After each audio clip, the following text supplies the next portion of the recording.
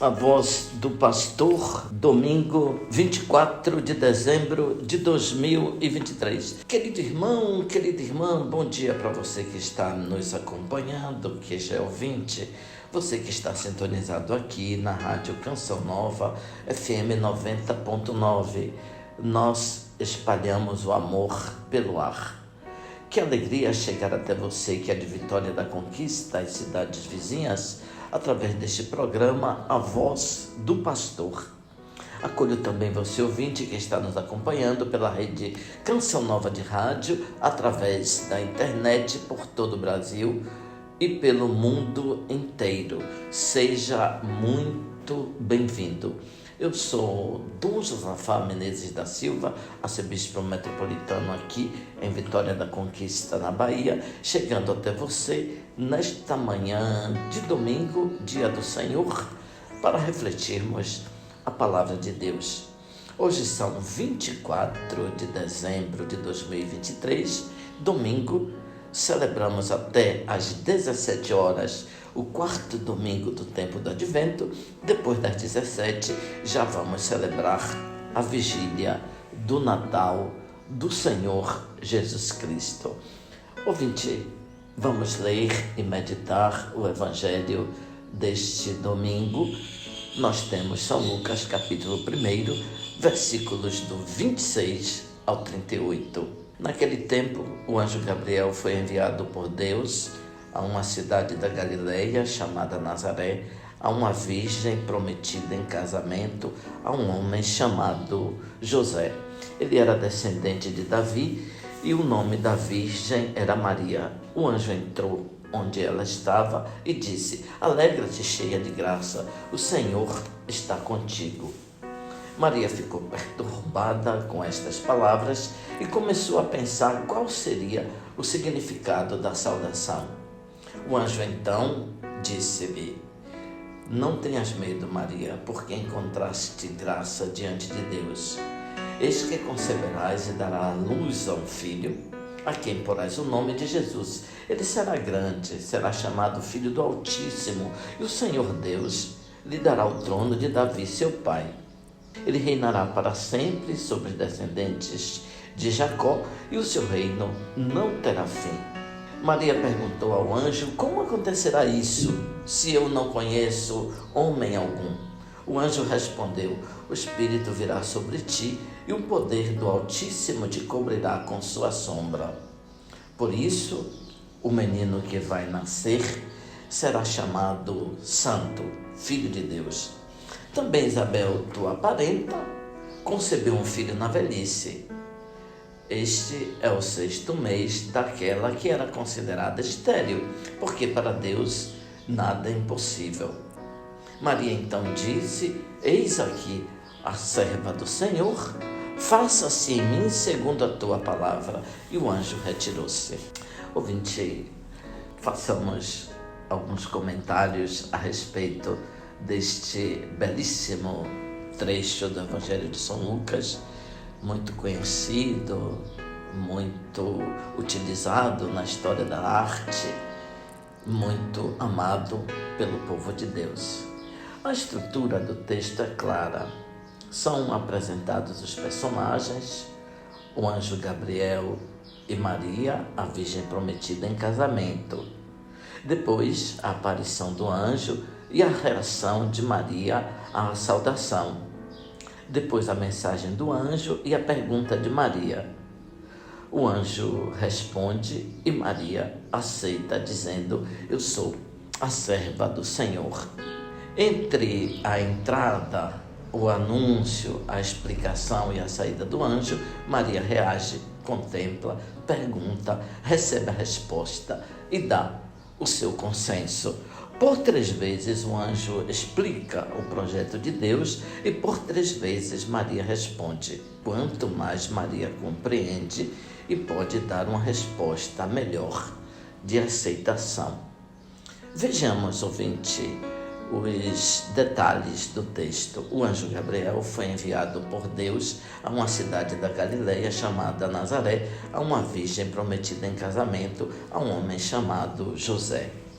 Depois da tentativa com Zacarias, que resultou no nascimento de João Batista, nos versículos anteriores, Zacarias, o sacerdote irrepreensível, não respondeu com fé à mensagem, e o anjo, ofendido com tanta incredulidade, resolveu puni-lo com a perda da voz. Agora o anjo tem outra mensagem para trazer, mas as condições são completamente favoráveis. Não deve ir à religiosa Judeia, mas à terra pagã, pouco fiel, a Galileia. Não vai mais na cidade santa, mas na cidade mal falada de Nazaré. Não vai ao templo, ao Santo dos Santos, mas vai a uma choupana de um pequeno povoado, Nazaré da Galileia. Ele não é enviado a um sacerdote de pura raça, como Zacarias, mas a uma jovem prometida em casamento. Maria era uma jovem, portanto, prometida em casamento. Significa que deveria ter entre 15 e 16 anos. Uma jovem, esposa de um homem chamado José. Zacarias era de classe sacerdotal. José é descendente de Davi, um parentesco real. Maria é uma jovem qualquer do povoado de Nazaré da Galileia. Ali chega então o mensageiro de Deus, e com o mensageiro o anúncio da vinda do Salvador. O texto continua: o anjo entrou onde ela estava e disse: alegra-te, cheia de graça, o Senhor está contigo. A primeira palavra dita pelo anjo é traduzida habitualmente como salve, mas sempre que o mensageiro do Senhor se apresenta no contexto do nascimento de Jesus, o faz como portador de uma grande alegria. Diante de Zacarias e diante dos pastores. A palavra grega que nós traduzimos por salve, que a melhor explicação ou tradução seria alegra-te, ela quer dizer que desde o início tudo que está acontecendo e vai acontecer está, portanto, envolvido em tom de alegria e regozijo. A primeira coisa que Maria escuta da parte do anjo é: tu tens todos os motivos para alegrar-te. Tudo que te acontecerá será somente alegria. A segunda expressão utilizada pelo anjo é cheia de graça, assinalando motivos de gozo. Tu és cheia de graça, quer dizer, Deus derrama sobre ti seu amor cheio de benevolência.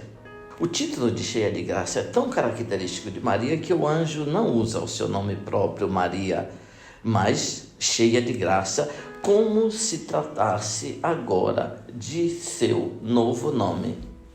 Nós poderíamos dizer que Maria era o nome próprio que os seus pais lhe deram, e cheia de graça foi o nome que Deus lhe deu. A terceira expressão, o Senhor é contigo, não é uma presença genérica, mas uma assistência real, eficaz.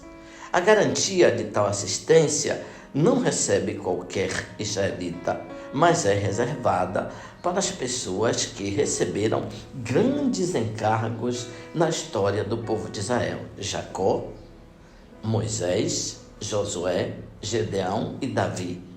Todos eles receberam muitas graças, e a todos eles o Senhor disse que ele era, portanto, com essas pessoas.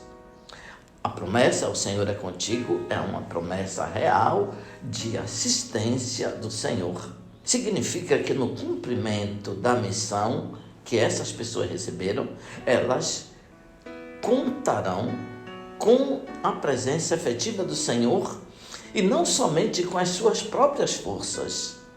Deus não se limita a chamar, abandonando depois seus servos à própria sorte, mas os acompanhará, capacitando-os para levar a pleno cumprimento a missão.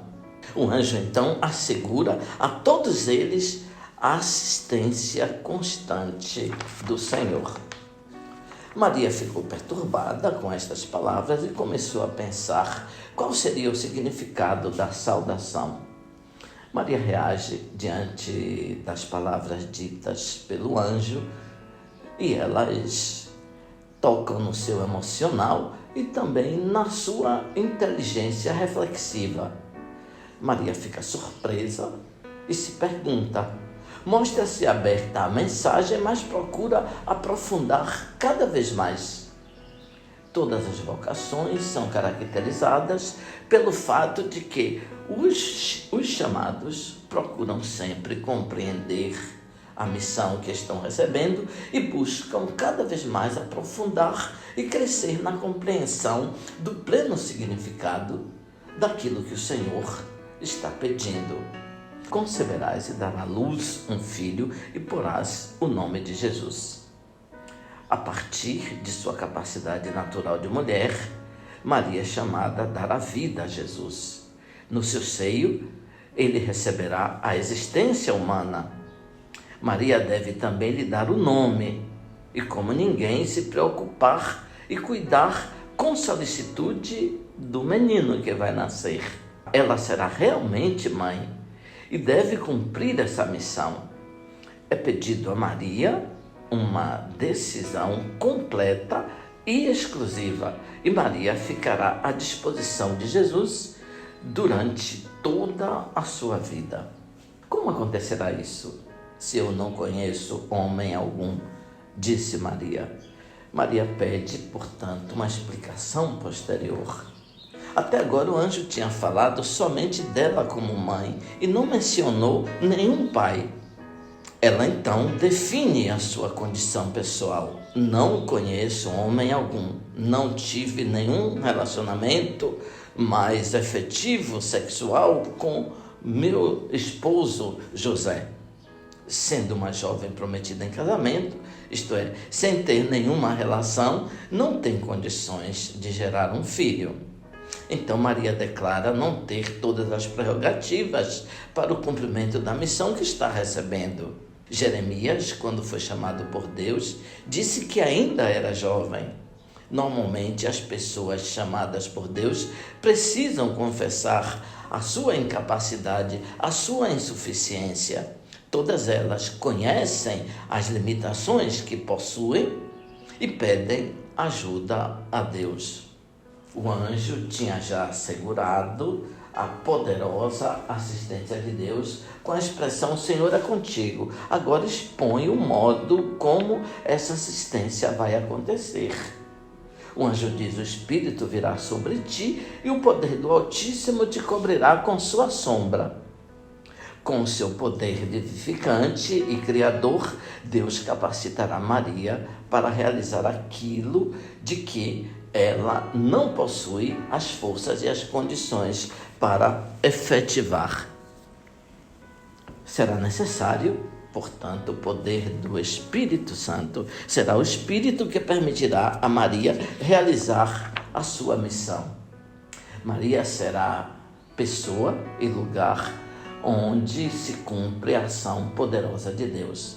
Do mesmo modo que no início da criação acontecerá do mesmo modo que no início da criação, o poder do Espírito descerá, portanto, sobre as águas tranquilas do paraíso, acontecerá na encarnação e na ressurreição dos mortos. O menino que vai nascer será santo, terá origem somente em Deus. Será santo e o seu nome é santo. Maria então disse: eis aqui a serva do Senhor, faça-se em mim segundo a tua palavra. A mulher, na cultura da época de Jesus, não podia tomar nenhuma decisão sem consultar primeiro o marido e obter dele a aprovação. Maria não informou nada a José, não pediu a sua autorização, aceitou simplesmente a proposta do anjo. Zacarias, homem devoto, tão envolvido nos seus ritos e devoções, não conseguiu acolher a palavra do Senhor. Maria que, contrariamente a Zacarias, não é descrita como irrepreensível, vibrou em sintonia com a palavra de Deus, tornando-se assim uma colaboradora do Senhor. E Deus precisa dela para poder comunicar a sua vida divina à humanidade. Eu sou a serva do Senhor, faça-se em mim segundo a tua palavra. Com o seu sim à palavra, Maria adere à verdade mais profunda do seu ser. Se sente escrava e, como tal, se apresenta livre e sem pretensões diante de seu Deus. Somente num coração e num corpo assim disponíveis, a palavra pode se encarnar. É esta a verdadeira bem-aventurança de quem acredita. Bem-aventurada aquela que acreditou nas palavras que o Senhor lhe disse. Ouvinte, Deus inicia então, começa sempre a sua amizade, começa debaixo do lugar onde estamos, do momento em que estamos vivendo, do baixo onde nós nos encontramos. Começando de Nazaré, de um lugarejo insignificante da Galileia, Deus começa de qualquer lugar, num lugar qualquer. Começa a qualquer momento, sem se importar a situação. Toda a história da salvação, do passado e do presente, está concentrada nesses poucos instantes de tempo necessários para que a desconhecida menina de Nazaré, no segredo do seu coração e de sua modestíssima habitação, responda com prontidão ao desígnio do Altíssimo. No diálogo do anjo com Maria, podemos aprender a resposta que Deus desejaria encontrar em nós para poder se aproximar das pessoas nos tempos de hoje. Devemos levar a sério o que Deus quer nos dizer, o que desejaria propor a cada um de nós, o que está disposto a nos conceder. Nós deveríamos consentir espaço mais amplo à vontade de Deus. Ele quer se encarnar no mundo e no tempo de hoje. Como podemos celebrar as festas que recordam que Deus se fez homem e veio habitar no meio da humanidade, continuando a patrocinar nas relações humanas todo sinal de confiança, de proximidade, de amizade, de solidariedade?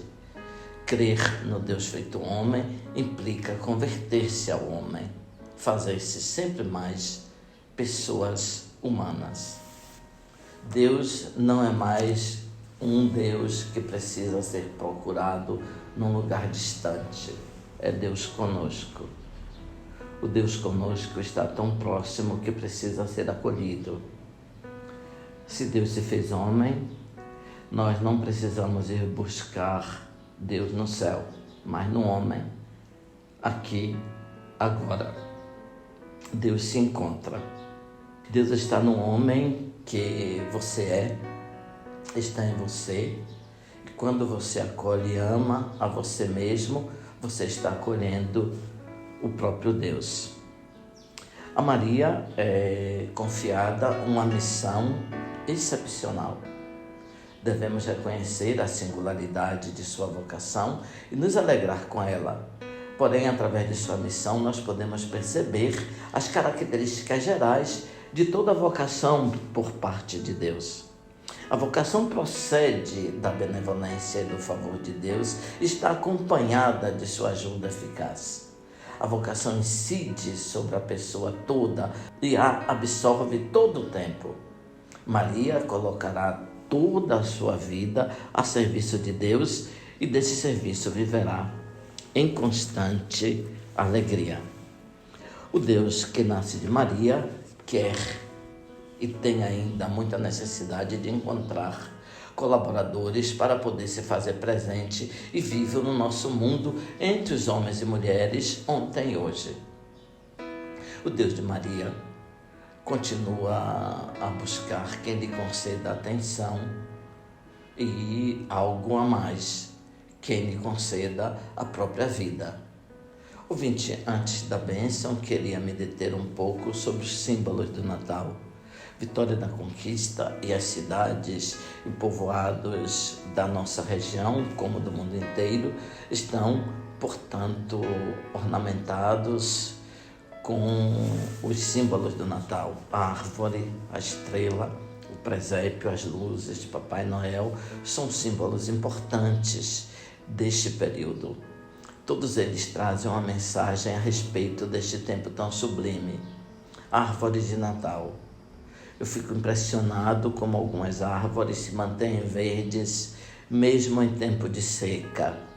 Pela capacidade de viver em lugares desertos e secos, a árvore tem se tornado símbolo de vida. As suas raízes descem à profundidade do solo para buscar água e vida. Radicada na terra, a árvore cresce e ultrapassa todos os seres vivos. Ela une o céu e a terra.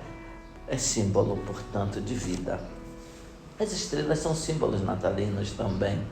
A sua posição no céu indica que estão mais próximas de Deus.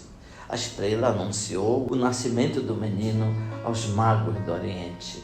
Brilhe a vossa luz diante dos homens, para que, vendo as vossas boas obras, glorifiquem o Pai que está nos céus.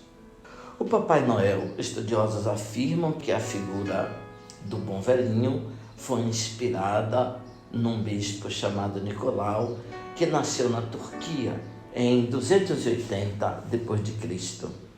O bispo, homem de bom coração, costumava ajudar as pessoas pobres, deixando saquinhos com moedas próximas às chaminés das casas. O presépio foi idealizado por São Francisco de Assis em 1223, está completando 800 anos. O presépio, então, é um símbolo importante e dos mais bíblicos do Natal. Recorda a pobreza do nascimento de Jesus e nos convida, portanto, à sua alegria, à sua paz. Com a simplicidade daquele sinal, São Francisco realizou uma grande obra de evangelização. O seu ensinamento penetrou no coração dos cristãos, permanecendo até aos nossos dias como uma forma genuína de repropor com simplicidade a beleza da nossa fé. Aliás, o próprio lugar onde se realizou o presépio sugere e suscita estes sentimentos. Grécio, na Itália, torna-se um refúgio para a alma que se esconde na rocha, deixando-se envolver pelo silêncio. O Papa Francisco escreveu: por qual motivo suscita o presépio tanto enlevo e nos comove? Antes de mais nada, porque manifesta a ternura de Deus. Ele, o Criador do universo, abaixa-se até a nossa pequenez. O dom da vida, sempre misterioso para nós, fascina-nos, ainda mais ao vermos que aquele que nasceu de Maria é a fonte, o sustento de toda a vida. Em Jesus, o Pai nos deu um irmão que vem procurar-nos quando estávamos desorientados e perdemos o rumo, e um amigo fiel que está sempre ao nosso lado. Deu-nos o seu Filho, que nos perdoa e nos eleva de nosso pecado. Armar o presépio em nossas casas ajuda-nos a reviver a história acontecida em Belém. Abençoe-vos, Deus Todo-Poderoso, Pai, Filho, Espírito Santo. Amém. Ouvinte, louvado seja nosso Senhor Jesus Cristo, para sempre seja louvado.